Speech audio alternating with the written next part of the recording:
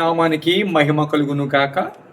జీవన తొలి సంధ్య అనుదిన మన్నాని యొక్క ఉదయకాలపు వాక్య ధ్యానములకు మిమ్మల్ని ఆహ్వానిస్తూ నా హృదయపూర్వక వందనాలను తెలియపరుస్తూ ఉన్నాను.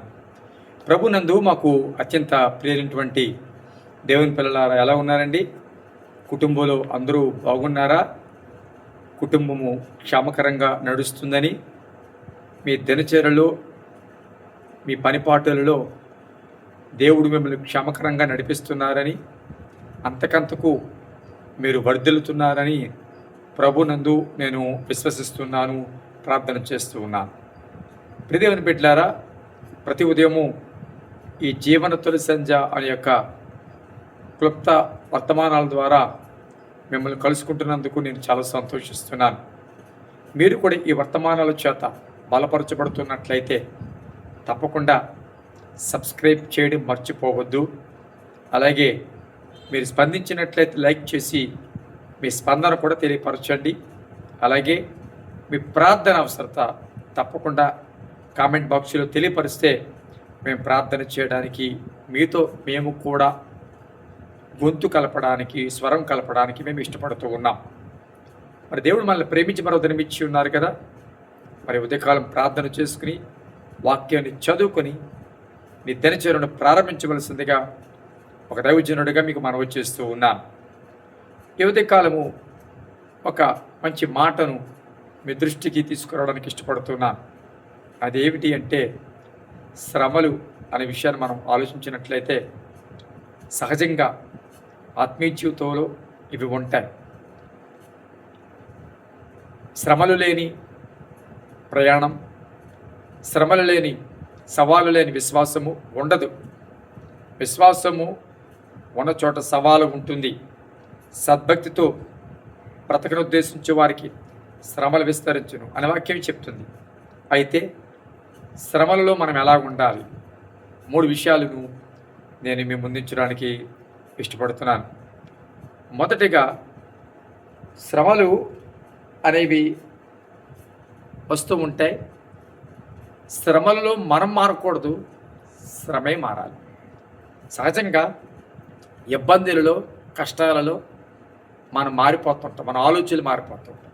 ఎప్పుడు కూడా శ్రమలలో శ్రమే మారిపోవాలి, శ్రమే శాశ్వతకరంగా మారాలి తప్ప మనం మారకూడదు.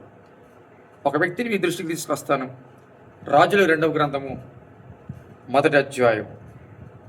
రాజులు 2వ గ్రంథము 1వ అధ్యాయము.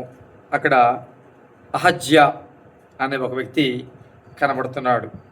షోమ్రోల్లో తన మేడగది కిటికీల నుండి కింద పడిపోయి అతడు రోగి అయినప్పుడు అతడు ఈ వ్యాధి పోతాదా లేదా అని బయల్జూబోబు దగ్గరికి మనుషులను పంపినట్లుగా ఆ మధ్యలో ఏలియా కనబడి, ఏలియా ఎక్కిన మంచం దిగకుండా చస్తావని చెప్పినట్లుగా అక్కడ వాక్య భాగం మనమంతా కూడా ఆ అధ్యాయం చదవడానికి సమయము లేదు. కానీ ఇవన్నీ కూడా మనకు కనబడుతున్నాయి. 4వ వచనంలో, కాగా యెహోవా సెలవిచ్చిందేమనగా, నీవు ఎక్కిన మంచం మీద నుండి దిగి రాకుండా నిశ్చయముగా మరణమవుదు అని ఏలియా వారితో చెప్పి వెళ్ళిపోయాడు.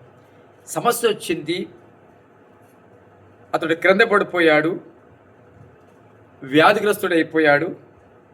దాన్ని పోగొట్టుకోవడం కోసం తన మారిపోయాడు. ఇశ్రాయేలు దేవుడు లేడని తాను నమ్మిన దానిని పక్కన విడిచి బయల్జెబూబు వైపు తిరిగిన సందర్భం మనం చూస్తున్నాం. ప్రియదేవుని బిడ్డలారా, శ్రమ వచ్చినప్పుడు ఈ వ్యక్తి తన విశ్వాసం మారిపోయింది, తన ఆలోచన మారిపోయింది, తన తలంపు మారిపోయింది. శ్రమ మారడానికి, శ్రమ అశ్వతకరంగా మారాలని ప్రభు వైపు చూస్తూ ఇశ్రాయేలు దేవుడి మీద ఆధారపడలేదు. దేవుడు మార్చేశాడు, విశ్వాసం మార్చేసుకున్నాడు. బయల్జెబూబు వైపు వెళుతూ వారి మీద ఆధారపడుతున్న సందర్భం కనబడుతుంది.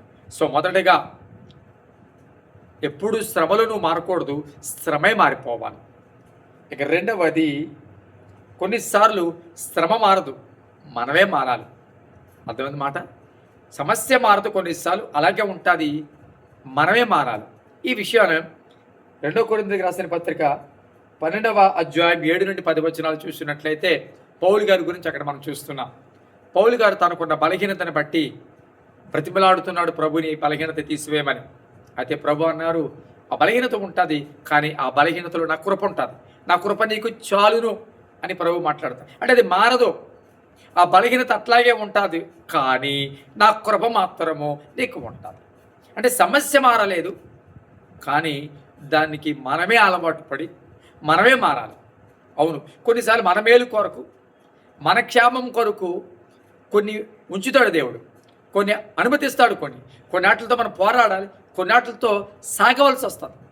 అలాంటప్పుడు అది తీసే ప్రభా, అది తీసే ప్రభా, అది తీసే ప్రభా అని ప్రార్థన చేసేదానికంటే వాటిలో ఎలా ఉండాలో నేర్చుకోవాలి.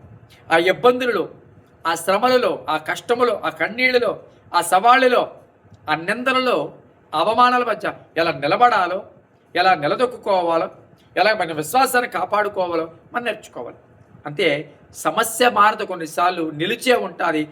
మనమే మన ఆలోచనలు మార్చుకొని ఆ సమస్యలో ప్రభువునందు ఆనందించే ప్రయత్నము చేయాలి, నేర్చుకోవాలి.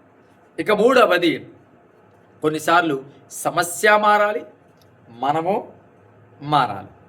మత్తయి సువార్త 8వ అధ్యాయము 5 నుండి 13 వచనాలు మీరు ఒకవేళ చదివితే కనుక శతాధిపతి కనబడతాడు. అక్కడ శతాధిపతి ప్రభు దగ్గరికి వచ్చి తన దాసుడు రోగి ఉన్నాడని ప్రార్థన చేయమనడానికి అన్నప్పుడు ఇంటికి వస్తాను అంటే, నువ్వు ఇంటికి వచ్చేంత యోగ్యుడినేమి కానయ్యా, నాకు అంత అర్హత లేదు, ఒక మాట సెలవి, నా దాసుడు స్వస్థపరచబడతాడని గొప్ప విశ్వాసము ఆ శతాధిపతిలో కనబడుతుంది. అంటే గమనించండి, ఆ వ్యక్తి యొక్క విశ్వాసము అంటే ఇంటి దగ్గర కూర్చుంటే కుదరదు, ఆయన దగ్గరికి వెళ్ళాలి, ఆయన గురించి నేను విన్నాను, ఆయన దగ్గరికి వెళ్ళి నేను బ్రతిమలాడుకోవాలి, ఆయన దగ్గర నుంచి ఒక మాట నేను పొందుకోవాలి, అతని ద్వారానే నా దాసుడు స్వస్థపరచబడతాడని చెప్పి ఇంట్లో కూర్చోకుండా తన తలంపులు మార్చుకుని, తన ఆలోచనలు మార్చుకుని ప్రభు దగ్గరికి వచ్చాడు.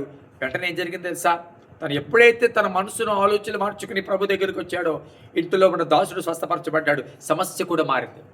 మన ఆలోచనలు మారితే కొన్నిసార్లు సమస్యలు మారుతాయి, మన తలంపులు మారితే సమస్యలు మార్పు వస్తుంది, మన బుద్ధి మారితే మన యొక్క ఆ సమస్యలు, ఆలోచనలు మారితే సమస్యలు మారుతాయి, మన బుద్ధి మారితే నేనంటాను మన ఆశీర్వాదం కూడా మారుతాను.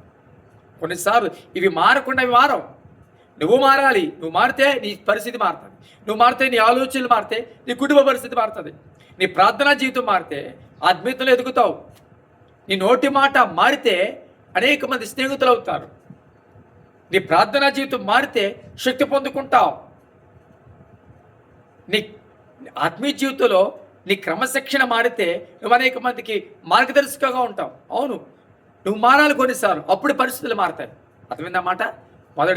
మొదటిది కొన్నిసార్లు సమస్యలు మారవు, నువ్వే మారాలి. కొన్నిసార్లు సమస్యలు మారాలి కానీ నువ్వు మారకూడదు. మూడవది, కొన్నిసార్లు సమస్యలు మారాలి, నువ్వు మారాలి. ప్రార్థన చేద్దాం. పరిశుద్ధుడైన తండ్రి, పరిశుద్ధ నామానికి స్తుతులు స్తోత్రములు చెల్లిస్తున్నాం. ఈ మంచి సమయాన్ని బట్టి, దినాన్ని బట్టి నిన్ను స్తుతిస్తూ ఉదయకాలం మీరు మాతో మాట్లాడారయ్యా. కొన్నిసార్లు ప్రభా నాయన సమస్యలు మేము మారిపోకూడదయ్యా, సమస్య మారాలి. అలాగే ప్రభా కొన్నిసార్లు నాయన సమస్య మారది, మేమే మారాలి.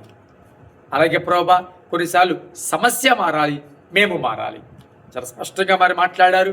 ఎవరు ఏ అనుభవాలు గుండా ఉన్నారో, ఏ పరిస్థితుల్లో ఉన్నారో నాకు తెలియదు, కానీ ఈ మాటలు వాళ్ళకు ప్రయోజనకరంగా ఉంచమని అయ్యా, బలహీనను బలపరచమని, అనారోగ్యంగా స్వస్థపరచమని, గర్భిణీ స్త్రీలను జ్ఞాపకం చేసుకోమని, ఇతర దేశాల్లో ఉన్న వారిని జ్ఞాపకం చేసుకోమని, ప్రతి ఒక్కరి దినచర్యను, వారి వృత్తులను, వారి వ్యాపారాలను దీవించమని, ట్రాన్స్ఫర్ కొరకు ఎదురు చూస్తున్న వారు జ్ఞాపకం చేసుకోమని ప్రభావ మీరే మహిమ పొందమని యేసు నామమున చిన్న తండ్రి.